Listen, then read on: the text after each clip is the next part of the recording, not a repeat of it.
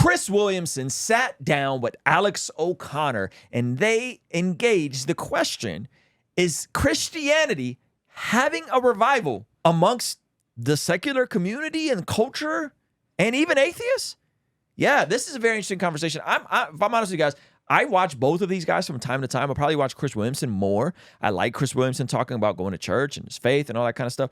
Alex O'Connor, I feel like, is one of the few somewhat objective skeptics that'll actually share both perspectives and be, reasonable. Like he seems good faith. Yeah. Right? If I'm honest, he seems good faith. And so I love that they're having this conversation. So let's jump right into it. Are we seeing a Christian revival at the moment? I'm writing an article about this at the moment, which should be out by the time this episode's out. Who knows? Not I, not this reviewer.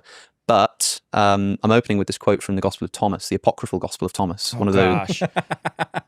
Alex. I love Alex. I think Alex is such a sweet guy.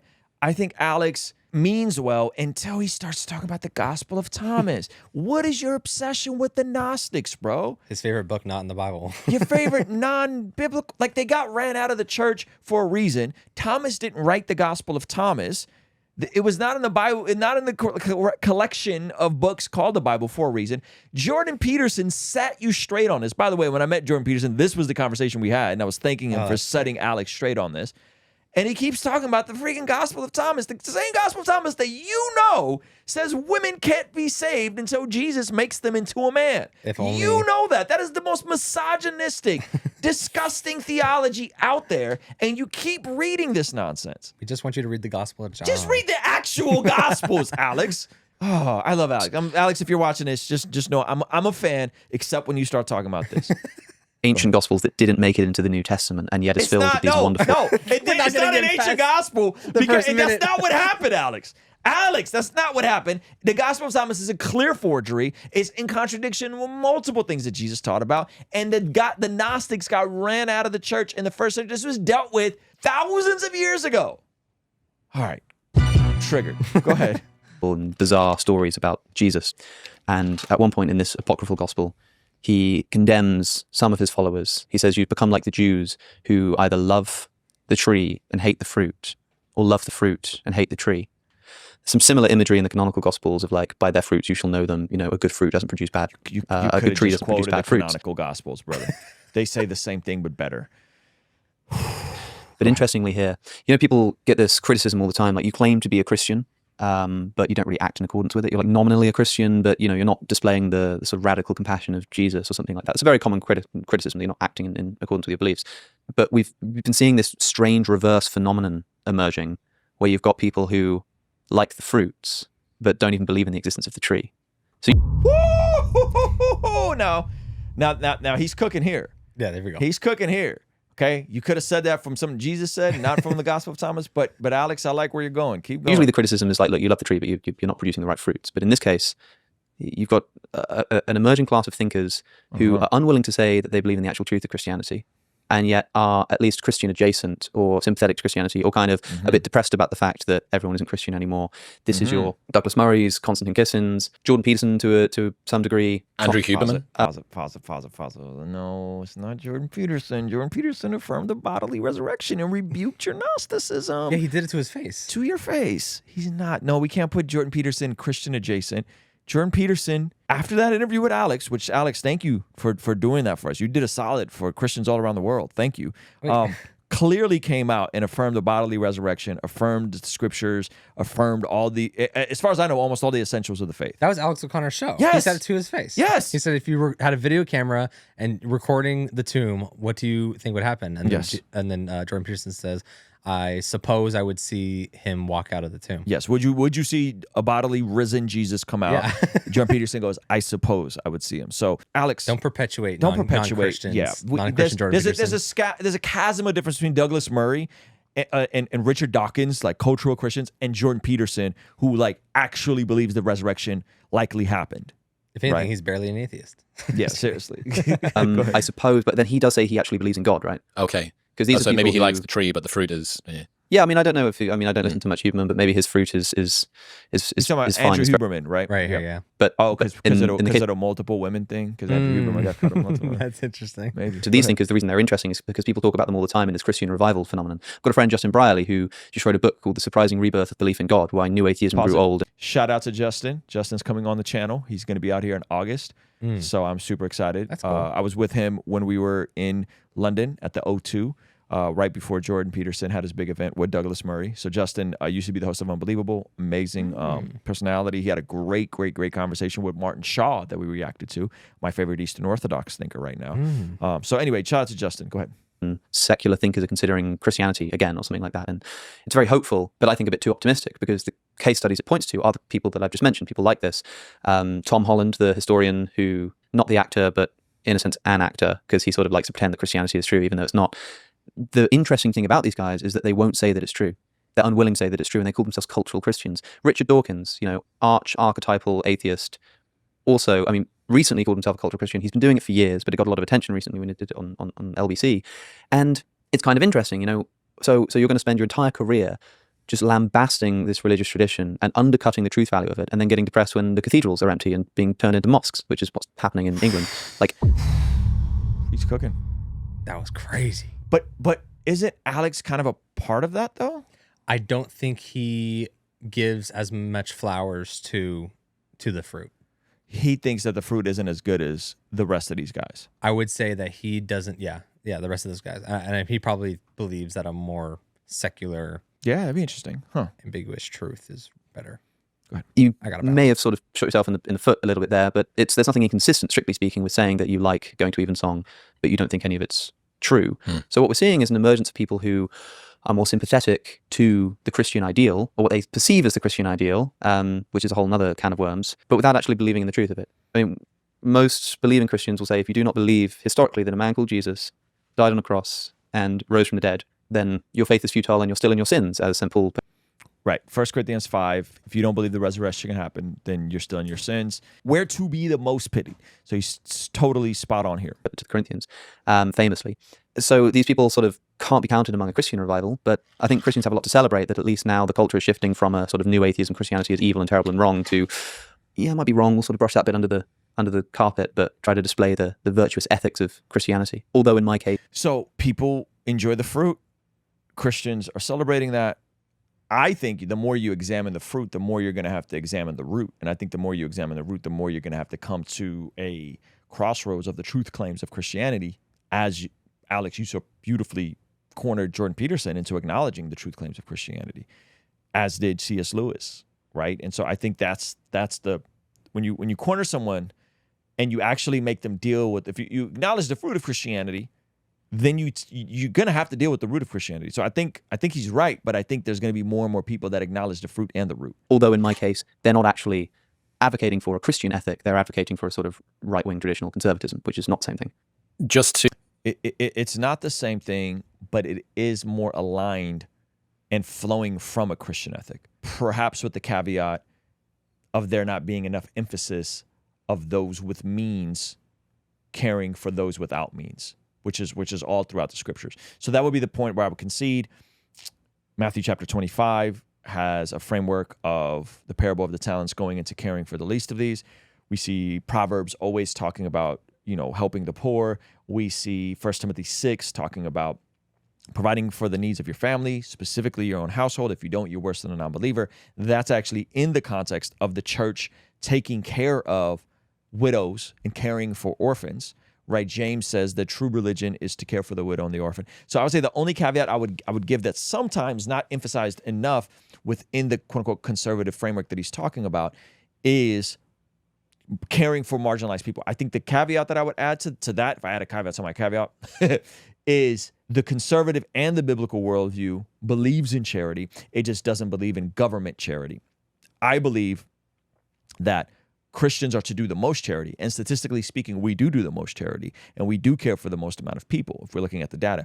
The issue where we would have a disagreement on is what is the role of government in that? And a typical biblical worldview would say the role of government per Romans 13 is to suppress evil with the sword, not to take people's stuff and do good with it. And that's what a lot of the non-conservative policies are. Take people's stuff, take people's money, take people's property, and then do good with it. Create social programs and safety nets and welfare programs and fill in a blank. And you can't find a biblical precedent for that in terms of what the role of government is, right? And so I think that is where perhaps Alex is missing it, is Christians do the most amount of good. I think conservatives could do a better part of emphasizing that and being more clear about that. That's where if you hear a Dave Ramsey unpack the need to care for the marginalized and the need to care for the poor and the need to do good with finances, there is a huge emphasis in someone like Dave Ramsey's work, or any really evangelical pastor. It's just not the driver of our politics, because we believe that's supposed to be done through personal charity, not through public policy. To tie a bow on your previous analogy, when you talk about tree and when you talk about fruit, what are you referring to?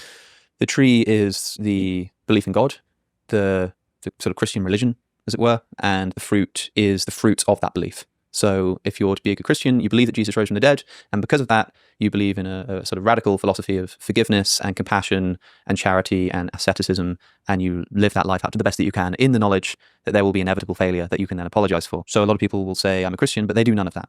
They don't go to church, they don't pray, they don't act like a Christian, they don't show any charity or compassion to their brother or sister. So what do they do? They could be selfish. And of course, everybody is selfish to some degree, but a Christian likes to regularly remind themselves of that and apologize for it and repent of it and make efforts to try to avoid it. But a lot of people, like if someone barges past me on the street, then I will always just think it is possible that person, their wife's going into labor. And yeah, it's like they say, don't attribute to malice what can be attributed to stupidity. Like also what can be attributed to somebody having some kind of excuse or justification, something that you would understand. It's like, have I not ever barged past someone? Called the fundamental attribution error. Sure, yeah. This is why I love you, Chris. You always have a label to perfectly stick Here's my Chris with the technical definitions on all of these concepts. It's wonderful. If I experience that and think to myself, well, I'm going to be charitable here because, but for the grace of God, there go I think, well, that's a very Christian sentiment, Alex, And if you met someone who's a Christian and you said, what do you like about Christianity? And they said, oh, I just love this figure of Jesus who would just go around forgiving people. And even when people deserve punishment, let him who is without sin cast the first stone. That's the most incredible, it is just the most based part of the entire Gospels, man. That's just unbelievable. Unfortunately, it's not in the earliest manuscripts of John, so it's probably added on at a later point, and Jesus probably never actually said that. Not that really matters in my view. So yeah, that is true. That story is not in the earliest manuscripts. There's quite a few things like that in the end of Mark. Those last couple of verses aren't are not in the earliest manuscripts.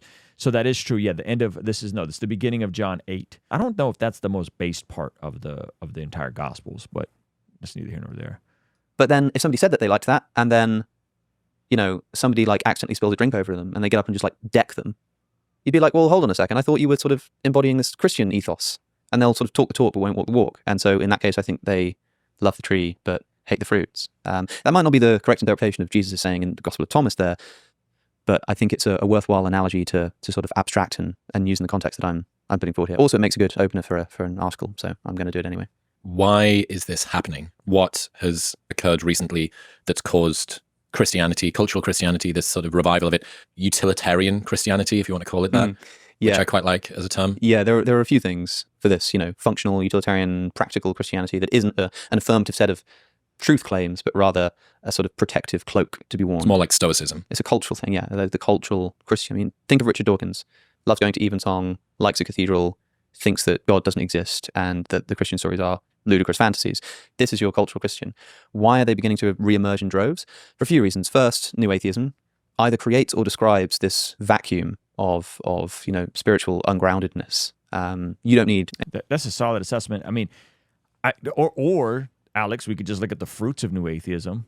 And I know you may be cool with some of the, the LGTV and the Rainbow Flag Month and the transing the kids and Transformers stuff and the alarming rates of Gen Z, almost 1 out of 3 Gen Zers now identify as a part of the LGBT community. You might think all that stuff's good, but I think that is the fruit of new atheism. That is the fruit of postmodernism, right? And what's interesting is the Jesus revolution that happened was right on the other side of the sexual revolution. You had this massive sexual revolutions in the 60s, the free love movement. And then what happened right after that? Massive Jesus revolution that was explored in the movie Jesus Revolution, revival. And so it's possible that we're having a similar moment right now where we've seen the fruits of new atheism. We've seen the fruits of postmodernism. We've seen the fruits of all the stuff that's been pent up. And it hit the fan post 2020.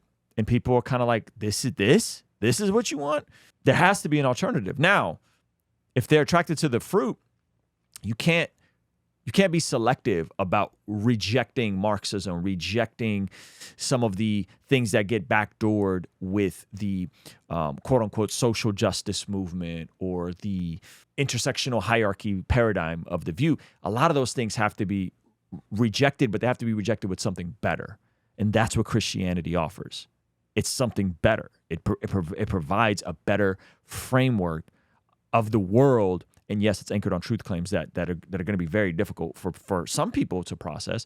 But I think if you actually examine the fruit, you will have to examine the root. And when you examine the root and you drop your secular humanistic presuppositions that miracles aren't possible and the spiritual realm isn't real, you drop those for a moment and you examine the root of Christianity, which is the resurrection of Jesus, I think you will acknowledge that there's a compelling argument for it to be made. After the incredible success of our Bless God prayer journal, many of you guys began to ask for something that had a planner. And so we combined our Bless God prayer journal with a brand new leadership planner that jam-packs the same things from our prayer journal with a planner, goal setting, leadership meeting, and notes. With the next pages, you can see different sections right along here of this leadership planner where you can start out with actionable goals, 12 months of calendar, our original prayer journal prompts, our leadership journal with the proven problem solution framework, and of course, just free write notes. This leadership planner is based off of Matthew 25:14-30, which of course is the parable of the talents. The vision of the planner is to help you make the most of your time,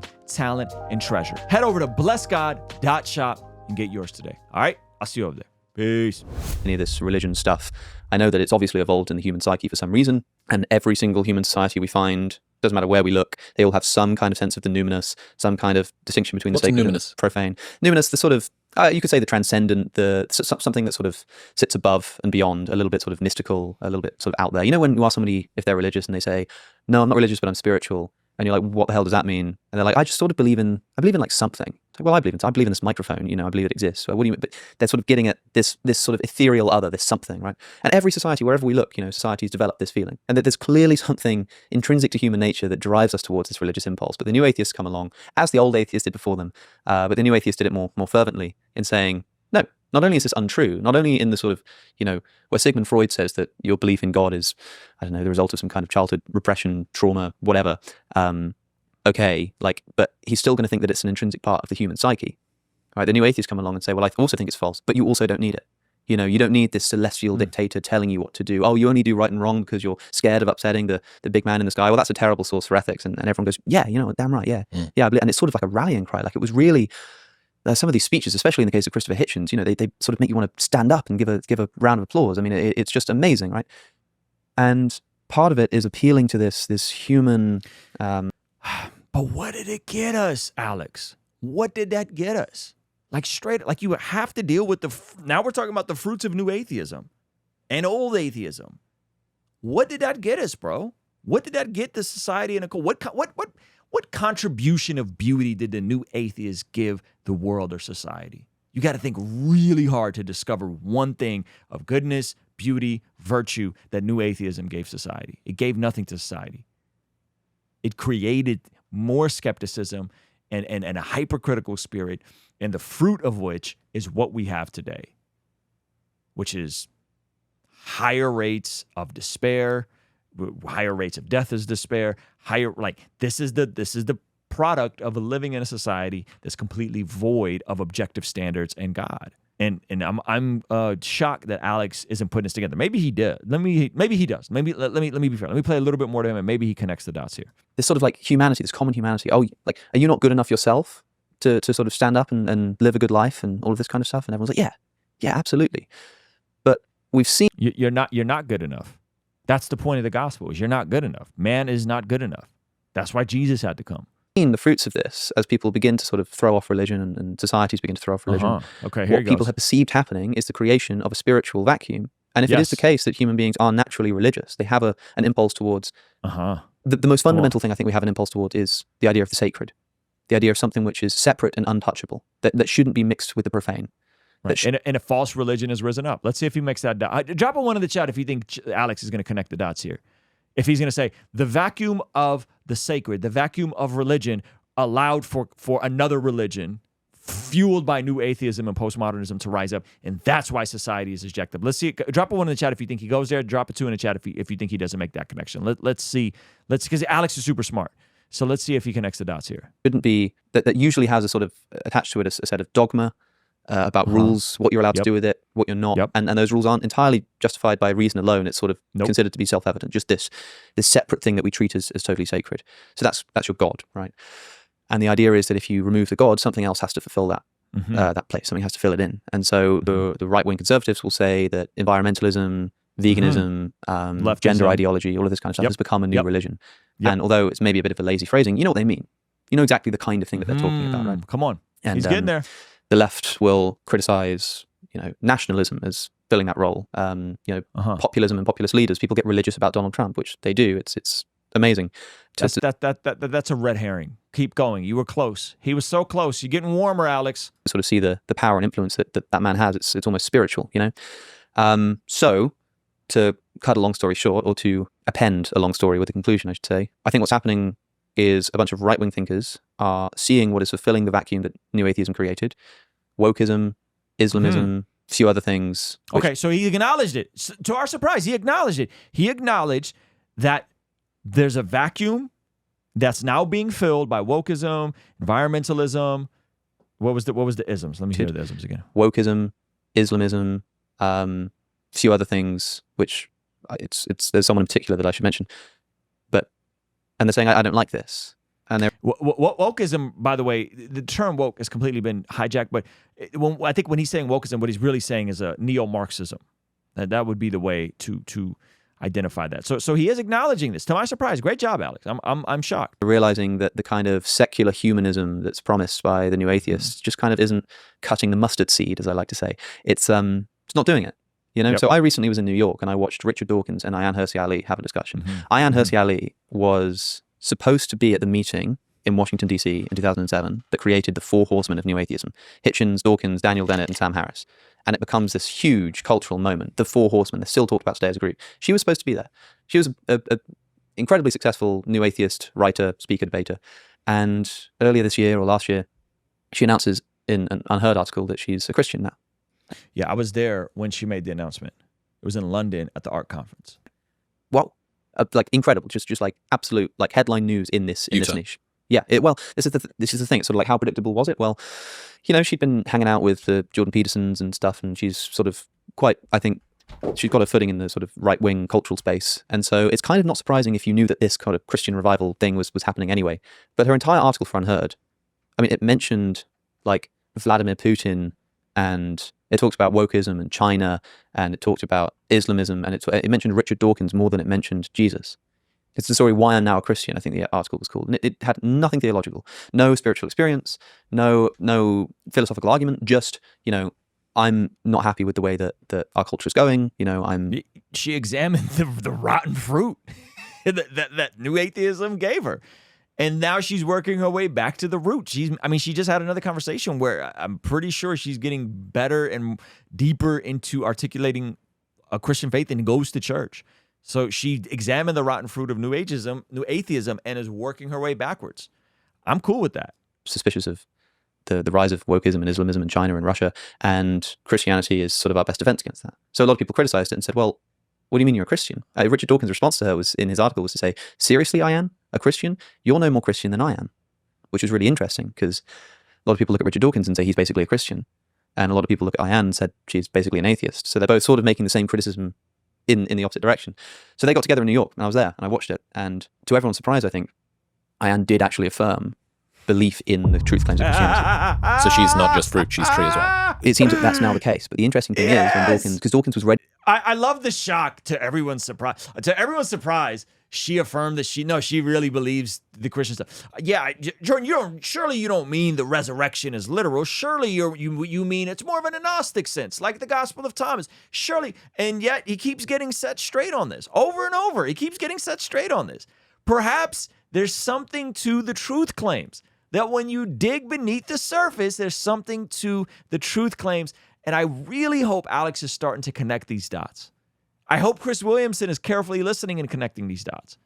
He should show up to this discussion and tell her why she's not really a Christian. Like because of the tree, the lack of the tree. You know, I know you like the stories and all of this kind of stuff, but like you're not really a Christian. And it was actually at the beginning, Ayaan told her story of conversion, where she really opened up about depression, just utter despair, being not strong enough to convert, but not wanting to stay alive anymore. And then she tries praying. You know, some therapist, after hundreds that she'd seen, tells her that she's got like a spiritual poverty, and she should try praying, and it works. Wow. Right? And eventually she gets sort of lifted out, and she's got this, the thrill of life is back, you know, and everyone's applauding because they're so happy for her. They cheered at that, you know. And it was almost comic the way that Dawkins listens to the story and goes, well, that's very moving, Ayaan, but do you think that Jesus was born of a virgin? You know? But interestingly, Ayaan basically said, if I'm not mistaking her, she said that she chooses to believe these things. She chooses to believe that Jesus is born of a virgin, that he rose from the dead. Yep. Which seems kind of weird and a bit obscene. How can you just choose to believe something? And a lot of people will say, well, I can't choose to believe something. You can't choose to believe that Australia doesn't exist. It doesn't work like that. But interestingly, he gives a false equivalency, categorical error. Bad example. I began to notice that if somebody becomes convinced that Christianity is true, like through philosophical argumentation, historical argument for the resurrection of Jesus, okay, Christianity must be true.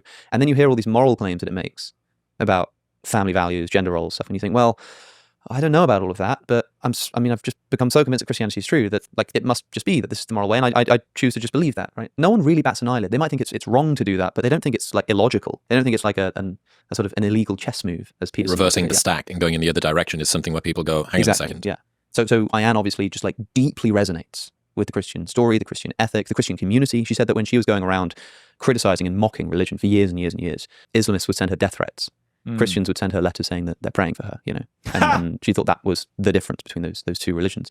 So it's a really interesting story from her. So something's obviously deeply resonated. So she says, well, whatever that is, that's realer than real. That's the most important thing in my life. Yep. And so, yeah, I choose to believe the factual stuff as well. And that seems like a much more, like intuitively, it seems more illegitimate to go that way. But, you know, I think people do it in the other direction all the time. Oh my gosh. I feel like these brothers are just going to sort this out. Alex just needs to keep talking. Just keep talking this out. Keep talking. He's had access to the best Christian thinkers. He's had access to the best debates, the best arguments. Just keep talking. Just keep talking it out. Can you choose to believe something? Yes, you can choose to believe something. When I was overweight, unhealthy, at 30% body fat, I chose to believe that chicken and broccoli and strength training was going to move the needle. I didn't know for a fact because I'd never done it before. And then I started seeing the results after I placed my confidence based on the accounts of other people who had done it. And all of a sudden, my life transformed as I ate chicken, broccoli, and strength trained. So yes, I chose to believe something I couldn't verify with my own body and my own lived experience. But there was enough there that gave me the leap to place my confidence in something. And then on the other end of it, I am certain that eating chicken and broccoli and strength training is the best route. 10,000 steps a day, fill in the blank. But you don't know these things until you try them, and you have to go off of the word of somebody else. Because for every person that I say chicken and broccoli is the way, somebody else will come out and be like, well, I'm a vegan. And be like, oh, well, they're a vegan and they say chicken is bad for you. Nope, I'm convinced that chicken and broccoli is the way to get to the certainty that you have. That is what belief is. It's a form of confidence in something you were uncertain of, and the certainty comes in hindsight. Jesus says, if you have the faith of a mustard seed, a little small itty bitty faith, you can move mountains, right? And so it's like this notion that you need to be all in, convinced of everything. A lot of times we just start with a little bit of confidence, just a little bit of faith. I'm gonna put a little bit of faith, and all of a sudden God goes, okay, I got you. The point about prayer is so beautiful, which is, by the way, that's why we encourage you guys to write down your prayers. If you go to Bless God PDF Down Shop, you can get the framework that I use to write out my own prayers completely for free. If you want to get the journal, they're actually sold out right now, but we have the leadership planner that I personally use this system of writing out my prayers, because when you pray, it's different to pray. It's different to write down your prayers because you'll recall them, and then all of a sudden you're like, whoa, I prayed for this in this specific way, and the needle moved in my life in this way. God is real. God is real. My prayers are getting answered. And that sounds like what happened to Ayaan. So, hey, thank you so much for checking out the video. Comment down below and let me know what you think. And be sure to check out this video that YouTube is recommending just for you. Let me know if they nailed it. All right? I'll see you over there. Peace.